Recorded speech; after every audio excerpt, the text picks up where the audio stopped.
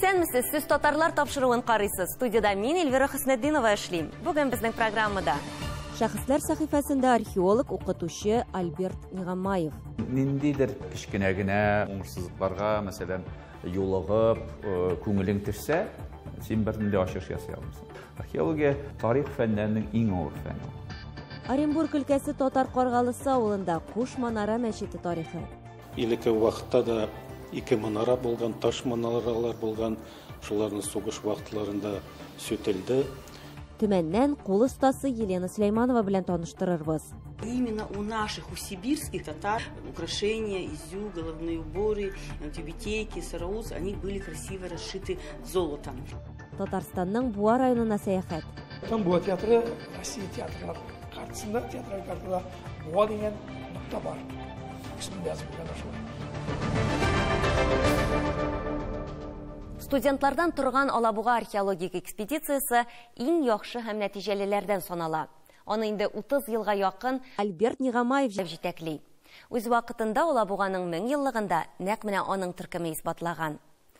Моннан тыш Альберт Нигамаев Алабуга институтында гомум һәм ил тарихы кафедрасы доценты, Чаллы дәүләт педагогика университетында тарих һәм аны укыту методикасы кафедрасы доценты. Бу инде күпме яшьләргә туган ягының тарихына мәхәббәт уята дигән сүз. Шәхесләр сәхифәсендә археолог, мөгаллим Альберт Нигамаев турында сөйләрбез.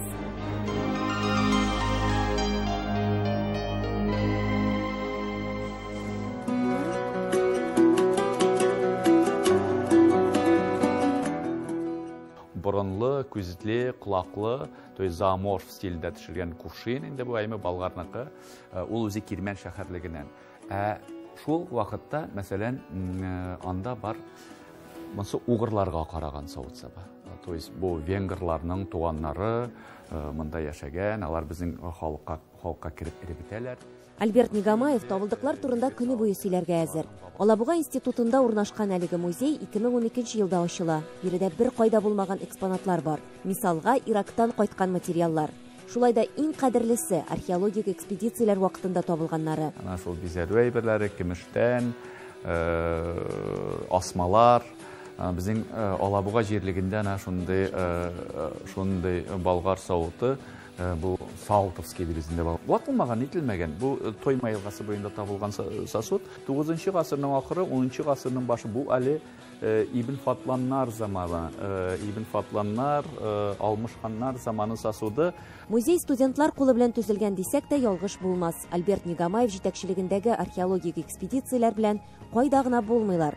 Инде институтта 1994 елдан археологик түгәрәк эшләп килә. 148 фрагменты. Тау кадәр өелгән меңләгән кыйпылчыктан савыт та төзеп куя алар. Бер шундый савыт белән айлар буе утырырга мөмкиннәр. Бу бик зур түземлек сорый. Студентлар шулай көнне төнгә ялгап утырырга әзер икән, бу һичшиксез Альберт Нигамаев казанышы. Альберт Зуфарович ул кешене кызыктырырга белә. Ниндидер изюмкасын таба ул. Шуның өчен инде мин килдем дә, шунда калдым. 14нче елда бетереп, аспирантурага кереп инде. Монда бергәләп Альберт Зуфарович белән Алабугада казыйбыз, Мамадышта казыйбыз, икенче җирләргә дә йөрибез Татарстан буенча казырга. Менә анарга бик зур рәхмәт. Альберт Нигамаев 1967 елның 15 сентябрендә Пермь крае Арда районының Ашап авылында укытучылар гаиләсендә дөньяга килә. Әтисе дә, бабасы да заманында мулла булган, белем биргәннәр. Әтисе озак еллар мәктәп директоры булып тора, туган якны өйрәнә. Бөтен тирә-як авылларда йөреп аларның тарихын туплый. Үз авылларында туган як музее да ясый. Әнисе рус теле һәм әдәбияты укытучысы. Туган якка мәхәббәт, тарихка мәхәббәт әтиен алсак инде, инде әдәбиятны ярату, рус әдәбиятын, татар әдәбиятын ярату, аны аңлау безгә әнидән килгәндер. Безнең бөтен туганнар, абзыйлар, тутайлар, бөтенесе дә югары белем алган кешеләр, шуларның ярсынан күбрәге тарихчылар. Мәктәпне тәмамлагач 16 яшьлек Альберт Нигамаев 15 чакрым ераклыктагы авылда балалар укыта. Аннан армияга китеп Шик гаскәрләрендә Тяньшаньда хезмәт итеп кайта. Соңрак Пермь дәүләт университетының тарих факультетына керә. Пермьдә укыган вакытта инде Татарстанга омтылыш бар, бит тартылыш бар, омтылыш бар. Монда ИЭЛИ дип әле институт языка, литература, история шунда килеп, Фаяз абый белән аның эшләре белән таныш иде. Мин Фаяз абый белән танышып, Фаяз абый мине алып барды инде. Галим Фаяз Кужин аша тагын бер остазы, танылган археолог Альфред Халиков белән дә таныша. Шушы очрашу бөтен язмышын билгели. 1993 елда Пермдә укуы төгәлләнгәч, күп кенә кызыклы тәкъдимнәр килсә дә, ул Казанга укырга килә. Һәм шул ук елда Алабугада казу эшләрен башлап җибәрәләр. Альфред Хасанович әйтте дә, "Курыкма, бу синең ссылкаң бер генә елга, бер ел монда эшлисең, гына бу институтка күрсәтте инде. Бер елдан соң мин сине алам Казанга." Ссылка инде 30 ел был, 30 ел була. Минем монда төпләнүемә хәзер, мәсәлән, Казанга барам 1 сәгать, 2 сәгать. Ходаем аермасын мине Алабугадан дип, шаба кире кайтам Алабугага, чөнки шәһәр бик искитмәде бу шәһәр. Казу эшләрен башлаганда Алабуганың 800 еллыгын исбатлау хыялы була. 1997 елда институттан ерак түгел генә бистә урынына тап булалар. Килеп чыкты мөселман зиратлары, килеп чыкты йорт урыннар, килеп чыкты урлар, шукырлар. Алабуга музей-тыюлыгы алар да әкренләп безгә ярдәм итә башладылар инде. Казан галимнәре безне инде бу эшләребезне хупладылар һәм ярдәмгә килделәр. 97 елда без беренче зур конференция үткәрдек. Анда җыелган галимнәр әйтәләр, сезнең материалларыгыз 8 ел гына түгел. Сез биргән материаллар, шәһәрдән биргән материаллар, алар күпкә борынгырак. Эш тагын да ныграк кыза. Әкренләп Алабугага 1000 ел булуын исбатлыйлар. Безнең як тарихы белән бәйләнгән шәһәрләр, алар комплекслы даталау белән генә даталана. То есть анда аның истәлекләре булырга тиеш. Бистәләр, каберлекләр, бизәнү әйберләре, савыт-саба юруча килгән әйберләр булырга тиеш. Ул бит әгәр дә савыт-саба җирле халыкныкы гына икән, бу бит авыл. Килгән әйберләр булса бик күбәйме, ул бит сәүдә, һөнәрчелекне күрсәтә. Ана шулай комплекслап информацияны җыйганнан соң гына без күрсәтәбез. Ул татар җанлы шәхес. 1990 елларда мәйданнарга чыгучыларның берсе. Остазы Альфред Халиков аңа бу төбәктә татар тарихын күтәрергә дип әйтеп калдыра. Альберт Нигамаев институтта да укыта башлый. Моңа өстәп биредә татар гимназиясендә белем бирә. Әллә нәрсә үткәрәдек без. Бәйгеләр, конкурслар. Шул ук вакытта 94 ел, 94 еллар без монда ачтык татар бүлекләре тарих факультетында. Ул вакытта Татарстан тарихы, этнология, археологияны татарча укытканнар. Кызганыч 2 елдан бу эш сүлпәнләнә башлый. Татарча югары белемне сыйфатлы, конкурентлы югары белемне биреп планы. Иренергә ярамый. Шундый мөгаллимнәр була бит, башта аның таләпчәнлеген аңлап бетермисең, ә инде еллар үткәч биргән белемнәре өчен рәхмәт укыйсың. Альберт Зөфәр улы турында да шундыйрак фикерләр ишеттек. Алабуга экспедициясе ул аерылып тора. Безнең галимнәр бездә моны әйтә, безнең белән эшләгән Алабугаларны чакырырга кирәк. Алар кызу эшли, белеп эшли, һәм аларда дисциплина. Археологик экспедицияләр вакытында иртәнге 5-5 яртыда да торырга туры килә. Кайвакыт төне буе йокламыйча эшлиләр. Альберт Нигамаев җитәкләгән экспедицияләр аша 2000-нән артык кеше үткән. Шунысына әзер булырга кирәк. Кайвакыт табылдыклар күпләп чыкса, икенче елы бөтенләй бер нәрсә табылмаска мөмкин. Ниндидер шундай кичкенә генә уңышсызлыкларга, мәсәлән, юлыгып, күңелең төшсә, син бернинди ачыш ясый алмыйсың. Археологиядә бернинди уңышлыклар, археология тарих фәннәренең иң авыр фәне. Әле кеше ягыннан да авыр. Материал яктан да, финанс яктан да бик зур чыгымнар таләп итә. Булай гына чыктың да бакчада кирәк белән бәрәңге бакчасында казны бирү түгел, аның рөхсәтен алу гына безгә күпме авырлыкка туры килә. Ел сайын Мәскәүдән рөхсәт алабыз бит. Аның студентлары Россия күләмендә конференцияләрдә катнаша, беренче урыннар ала. Димәк, хезмәтенең дәвамчылары бар. Моңа өстәп үзенең 2 кызы да укытучылык һөнәрен сайлаган. Яшь чакта, хезмәт иткән чакта да берничә мәртәбә булды шундый очраклар, кайсындыр хәзерге күзиктән карыйм, монда бит тере калып булмыйдыр. Монда бит всё, бетте. Шундый очраклар булды минем. Тау арасында да инде хезмәт иткән вакытларда да Аңар соң Ходай Тәғәлә сине алып қалған екен, ул чакта инде. Ул сине нәрсәгәдер алып қалған. Вот сиңа ниндидер эш шикләгән. Балалар укыту, татар тарихын өйрәнү, татар мәдәниятен күтәрү, вот шулдыр. Миссия үздек. Эльвира Хөснетдинова, татарлар, Алабуга шәһәре, Татарстан Республикасы. Татар Каргалысы авылы өстендә 2 яңа ай калыкты. 2 гасырдан соң Оренбург өлкәсе саласының иң борынгы гыйбадәтханәсе үз хәленә кайтып, янәдән 2 манаралы булды. Соңгы вакытларда авылда төзекләндерелгән 2нче мәчет бу. Куш манара Оренбург җирлегендә сакланып калган гыйбадәт биналарының иң борынгысы. Ул 1749 елда Казанда ислам тыелган чорда төзелгән мәчетләрнең берсе.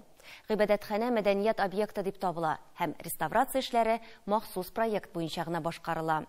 Татар Каргалысы авылыннан Фирүзә Әбсәләмова репортажы. Илеке вакытта да 2 манара булган, таш манаралар булган, шуларны сугыш вакытларында сүтелде. Һәм дә 46 елда агач ортада манара эшләнде.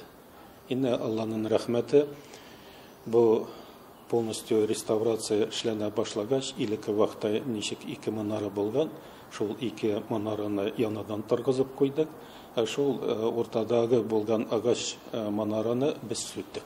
Мин малай чакта, бу 42-нче, 43-нче еллар инде авылда зур авыл бит инде, полк ятты монда. Сугыш һөнәрләренә өйрәнергә. Менә бу мәчеттә ашханә офицерлар ишен. Яңа мәчет манаралары төсле тимердән башкарыла. Белгечләр фикеренчә, ул ярты гасыр дәвамында да бузылырга тиеш түгел. Ойлары да заманча технологиялар буенча кыйммәтле металлдан эшләнгән. Манара күтәрү, ай кую салада соңгы елларда матур гадәткә әйләнде. Беренче булып инкыйлабка кадәр төзелгән Ак мәчет төзекләндерелә. Оннан федераль трасса юлында яңа Әссәләм гыйбадәтханәсе салына. Үзебезнең Каргал җегетләре дә катнашалар. Техника белән чүпләр түгәләр, шуннан соң кырчыннар алып киләләр. Һәм дә шулай ук менә нине гөмбәзне эшләгән вакытта үзебезнең Каргал җегетләр гөмбәзне эшләделәр. Кушманара мәчете авылда инкыйлабка кадәр төзелгән 9 гыйбадәтханә бинаның иң борынгысы. Элекке манараларда болгар стиле сизелә, әмма архитектур шишелер икесендә дә бер. Әлеге алымнар да төрки мөселман цивилизациясендә архитектура уртак булганлыгын күрсәтә. Тарихи фотолар моңа дәлил. Безнең авылдашыбыз Рафаэль абый Хаялин, ул күп еллар телеоператор булып эшләде һәм фотограф. Һәм дә менә үзебезнең авылның мәчетләренең фоторәсемнәрен ясап, үзебезнең мәчетебезгә бүләк итте. Гыйбадәтханә мәдәният объекты буларак, аның барлык эшләре дә махсус стандартларга туры килергә тиеш. Бу раствор Санкт-Петербургтан алып килделәр, һәм дә кушылып үзебезнең кым кушыла, һәм дә шулай ук известь сатып алына. Именно шушы бетономешалкада известковый раствор эшләнеп, менә һәммәсе тышкы ягында да, ичендә дә менә шушы штукатур эшләре эшләнде. Төзүчеләр тумышлары белән Урта Азиядан, шулай да алар үзләрен күп еллар дәвамында Оренбург белән Татар Каргалысында мәчетләр төзегән һәм төзекләндергән тәҗрибәле таш осталары итеп таныта алды. Таш белән эшләргә чуть-чуть кыйрак. Кирпич сәл кулай. Городта калада немножко подвалларны подравнять еттик. Бунда ак мәчетне, вот ак мәчеттә и бунда мадрасаларда салдык. Biz bunda мәчеттә кирпичләрне алмаштырамыз. Потолокларда кыйнрак булды. Стеналар булады. Дерезаларда вокруг аркаларды кылдык, алмаштырдык. Кум белән изгисковый була. Бу раньше проект буенча шундай булган. Хәзердә шулай була. Проект буенча була. Борынгы мәчет булгач, әлбәттә, һәммәсе арычный система. Ташлары вешештән чыккан, хәзер янадан бу аркаларны салалар. Аны һәрбер уста эшли алмый. Стеналарның калынлыгы метр ярым. Шуңа күрә менә Илеке вакытта да кышның суык вакытларында мәчетебездә йылы, җәйнең эссе вакытларында монда салкынча. Гыйбадәтхана бинасы төзелешендә күп эшләр планда тора. Алда түбәсен, тәрәзәләрен, җылытуны һәм идәннәрне алыштыру, агарту, диварларны бияу, подвалдагы эшләрне тәмамлау һәм башкалар. Чөнки мин культурада безгә шартлар куелган 2 ел эчендә менә шушы ремонтны полностью бетерергә. Кемнең ярдәм итәсе килсә, рәхим итегез. Татар Каргалысы авылыннан Фирүзә Абсалямова, татарлар. Сез татарлар тапшыруын карыйсыз. Программабызның икенче өлешендә. Төмәннән кул остасы Елена Сулейманова белән таныштырырбыз. Именно у наших, у сибирских татар украшения, изю, головные уборы, тюбетейки, сараус, они были красиво расшиты золотом. Татарстанның Буа районына сәяхәт. Буа театры Россия театрлар картасында театраль картада Буа деген нокта бар. Исеме жазып қойған.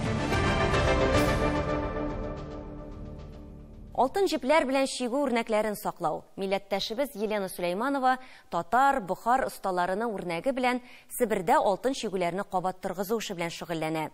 Кайбер бизәнү әйберләренә 130 еллап барды ул. Хәзер остаханәсендә бу гаҗәеп күркәм хезмәткә башкаларны да җәлеп итә. Алтын җепләр белән чигү үрнәкләре күргәзмәсендә безнең төшерү төркемендә булып кайтты. Именно вот бухарцы, они и привезли сюда эти золотые нити, и они так полюбились нашим мастерицам, что они стали их использовать. Алтын җеп белән чигү тарихын Елена Сулейманова бертекләп җыя. Кул остасы безнең эрага кадәр 3нче гасырда ук барлыкка килгән касапны саклап калу һәм киләчәк буынга тапшыру идеясы белән яши. В 17 году после революции промысел был практически утрачен.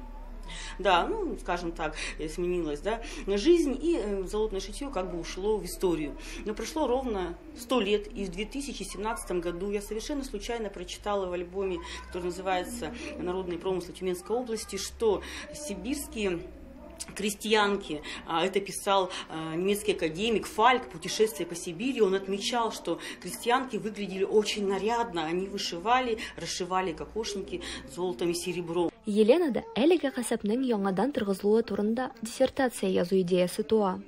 Ул Төмән өлкәсенең барлык музейларын йөреп чыга. Күргәзмәләрдә алтын җеп белән чигү осталарының тарихы турында мәгълүматкә тап була. Как выяснилось, в Западной Сибири промысел бытовал с 17 века.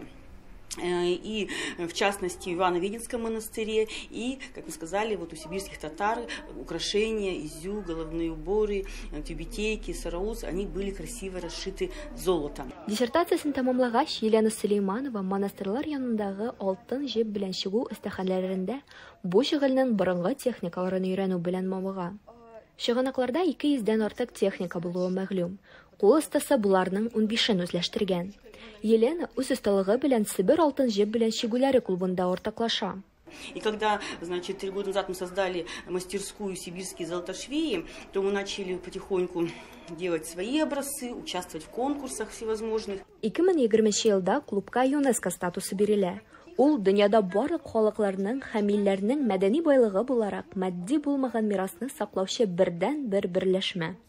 Бүген клуб өлкәннәр һәм балалар арасында алтын җеп белән чигү буенча осталык дәресләре дә үткәрә. Мы используем старинные техники, делаем современные броши, аксессуары, используем в декорировании одежды.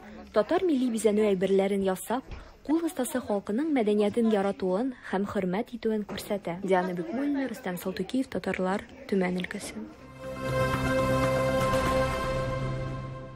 Һәр төбәкнең үз йөзе, тарихы, күркәм гадәтләре, иң мөһиме аны халкы таныта. Татарстан Республикасының Буа районына булган сәяхәтебездә без бик күп осталар белән очраштык. Дөресрәге зур вакыйга алдыннан эшләнгән күргәзмә шаһитлары булдык. Буаны Татарстан Республикасын илдә таныткан театрына кердек. Хәзер әлеге күңелле мизгелләрне сезгә дә тәкъдим итәрбез.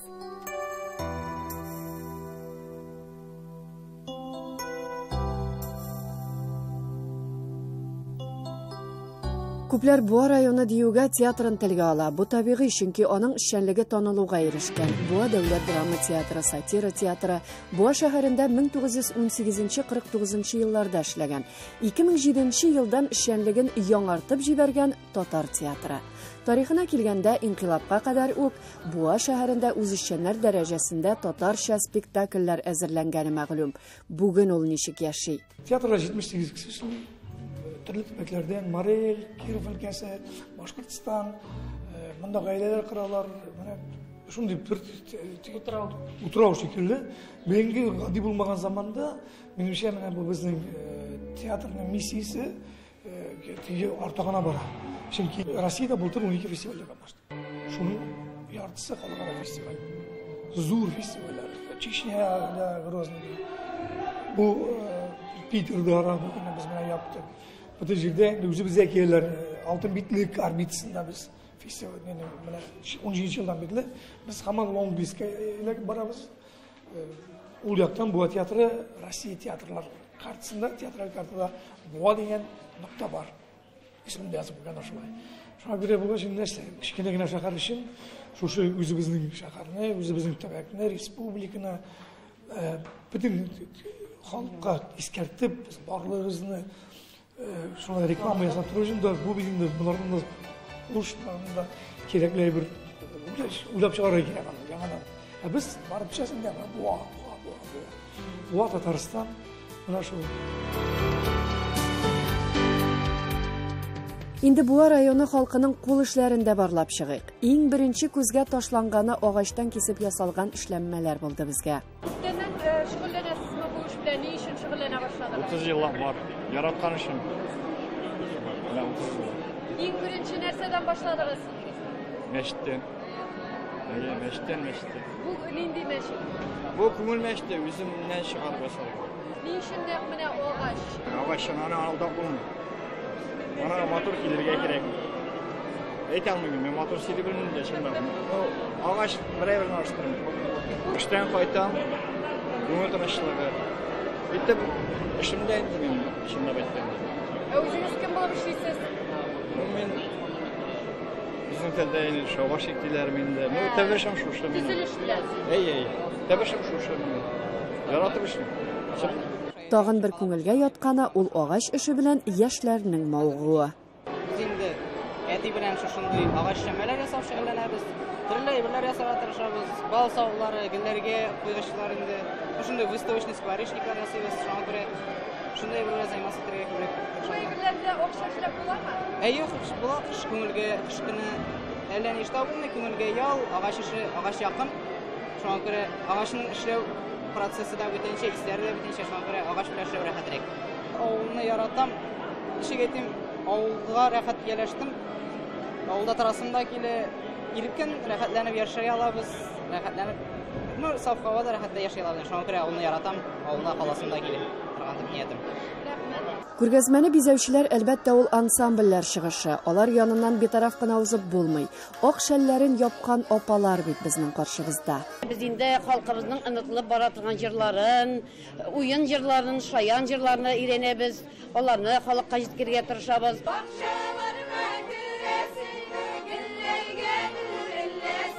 Ләйсәнә Садретдинова, Татарлар, Буа районы, Татарстан Республикасы. Тәрбия бирүнең төп максаты югары әхлаклы, милләт мәнфәгатьләрен кайгыртучы һәм җәмгыятькә файда китерүче шәхесне тәрбияләү.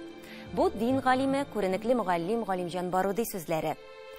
Тапшыруыбыз тәмам, исән-имин булыгыз.